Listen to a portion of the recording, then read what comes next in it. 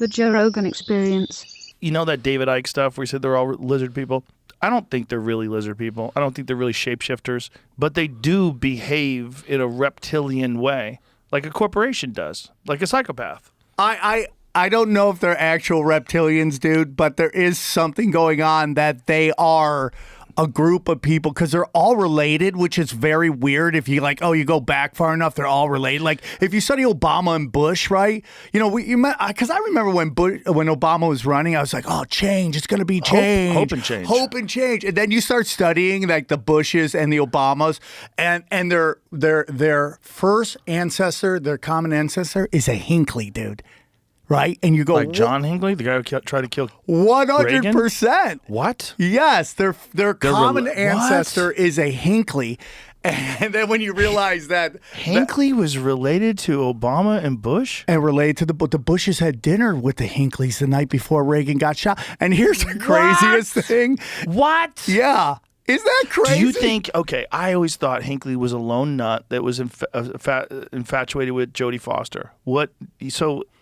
No, dude. And there's actually interviews, dude, where he said, Uncle George told me to do it. Oh, Jesus. Okay. Didn't they just let him out? Yeah, and now he's doing like plain and coffee beans because he's put out an album or something like that, dude. he's touring off it. But that's a crazy thing. Barack Obama, the 10th cousin once removed of George W. Bush, through Samuel Hinckley of Cape Cod. Holy shit. It's so crazy. I've never gone down the Hinckley rabbit hole. So John Hinckley, the guy who killed or shot rather Reagan, what was his deal? Was he was like MK Ultra? Yeah, he was a little off. He was like the one family member that was a little off. A little off. Here's the craziest thing about that thing. The Hinckley that shoots at Reagan, he's the first one that can use the I'm mentally not capable of defending myself. I'm too mentally ill. What's the law where you can I know what you're talking about. Yeah. So because right around then, John Lennon was also getting like assassinated, and his killer tried to use that I'm not mentally capable.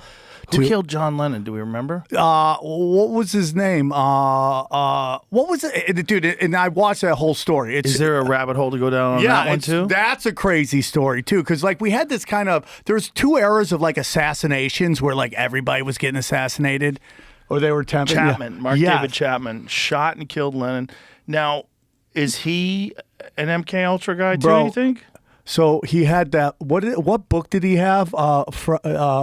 On the Rye, what is it called? Catcher in the Rye. Catcher in the Rye. Yeah, that's some NK Ultra shit right there. He's still alive? Is he still alive? 69 years old. Getting fucked in jail. Yeah. Wow. MK Ultra shit is left and right, dude. The second gunman, not Mark David Chapman. Yeah, nobody may have talks shot about John that Lennon. Author claims. Oh, author claims. Those authors. Well, you know the. I used to believe in authors. The door guy at his hotel, his apartment building was a CIA FBI spook. Jesus Christ. Yeah, they just load it up.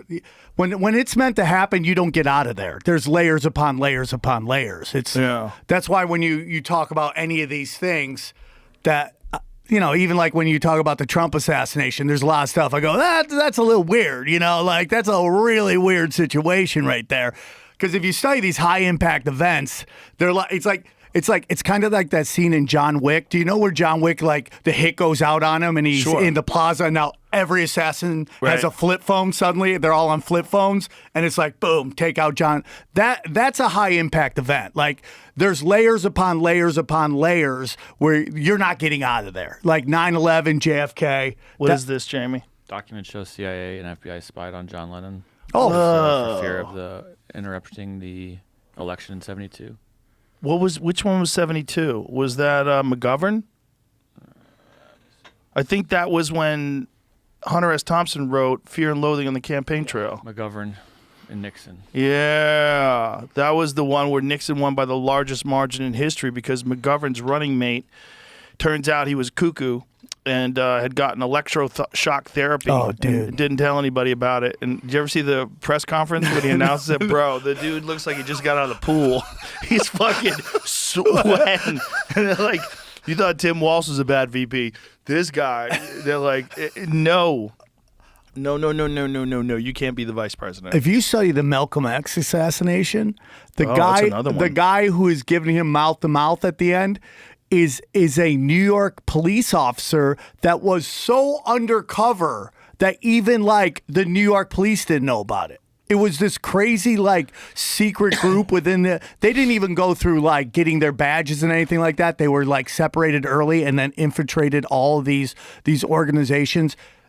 Like the guys who shot him were working with the FBI, the guy who's giving him CPR. But, this is my whole thing. I always, going back to the lizard people stuff at the beginning was like, if there wasn't this apex predator class like out there manipulating energy and manipulating people, like how much chaos would be happening in the world? Right. There always seems to be like, if you dig deeper, okay, there's an intelligence agent somewhere involved in that. And well, whenever you have money, this is back from War is a Racket, the Smedley Butler thing that he wrote in the 1930s. This is a guy who was a famous general, and after it was all over, he realized like all his years of service. Well, they approached him to do assassination, and he said, no, I won't do it. Like corporations wanted to assassinate, I think it was FDR. I'm not quite sure which the president was, but they approached him about basically doing a banker coup on the government, and he said he wouldn't do it. Jesus Christ. How crazy is that? There's been a few of those organized over the years, which is fucking terrifying. But this is just like what happens whenever people are in power, especially unchecked power. And, this whole term, the deep state, people want to think of that as conspiracy theory. Okay, you have elected officials. Elected officials have to get elected. But the people that run intelligence agencies don't have to get elected, and they have massive access to money. And power. And they don't want to leave that position. The business plot called the Wall Street Putsch, how do you say that? Putsch? P-U-T-S-C-H? Push? Whatever you attempt is good to me. Okay. The White House political conspiracy in 1933 in the United States to overthrow the government, President Franklin D. Roosevelt, and install Smedley Butler as dictator. Butler, a retired Marine Corps Major General, testified under oath that wealthy businessmen were plotting to create a fascist veterans organization with him as its leader and use it as a coup d'etat to overthrow Roosevelt.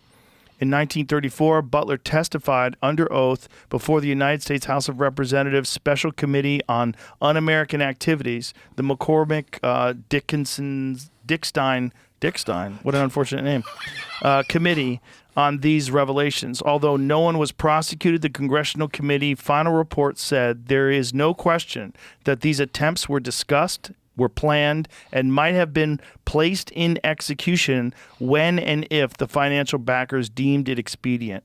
Holy fuck, man. Holy fuck. Right?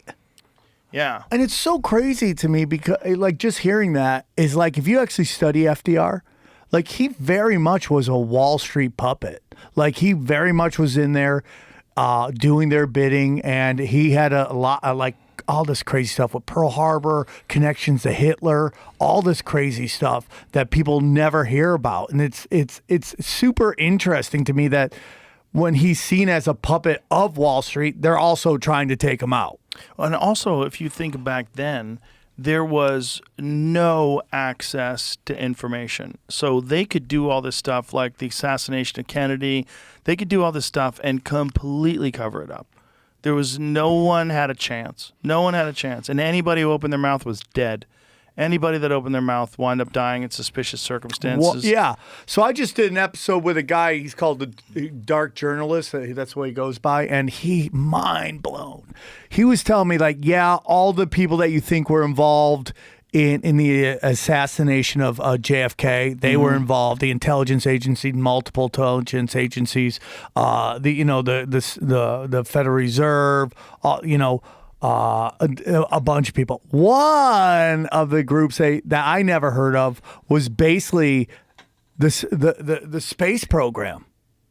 Like, the people who ran the space program of that time were involved in it because Kennedy wanted to share all the information they had on, like, UFOs and technologies with the Russians, because he didn't want the Russians to think if they saw something weird in the sky, it was the U.S. and, like, some kind of weird nuclear weapon. Yeah. So, and you think about back then, who was involved in the space station? Say with me, Nazis who were brought over. You know, we discussed last time I was on Operation the show. Paperclip. Yeah, I don't think the Nazis lost. I think they just crip walked over here and set up they shop. definitely lost, but we took all the good ones that were engineers and scientists. But Russia took the other ones. The only pushback I have on that, dude, is that if it's some kind of thing where we're sneaking them over, they're bringing them over, like nobody changes their names, like everybody. Well, they didn't have to sneak them over.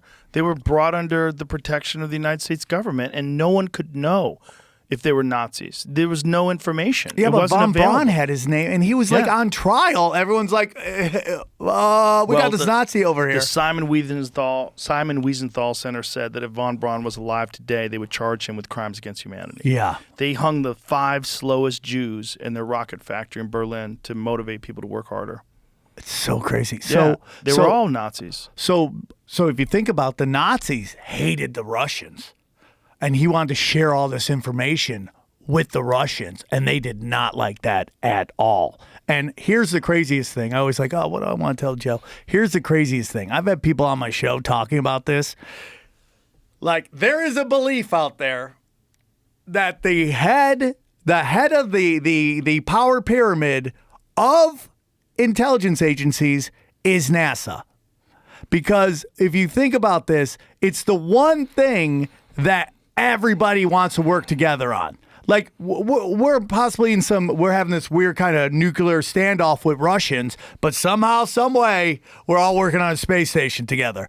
That and Antarctica are the two things where everyone like puts their differences aside. We're like, let's all work together. And it's like there is this real belief that the head of the snake of the intelligence agencies, which is like Mossad, CIA, MI6, is NASA space station, is the NASA organization. Space Administration. Yeah. The thing that would make that plausible is if the knowledge of alien life is absolute, real, and they have to protect that information from getting out. Yeah. I mean, it's interesting to me because it's the one thing everybody works on. Even Antarctica's like, they're all in on this treaty.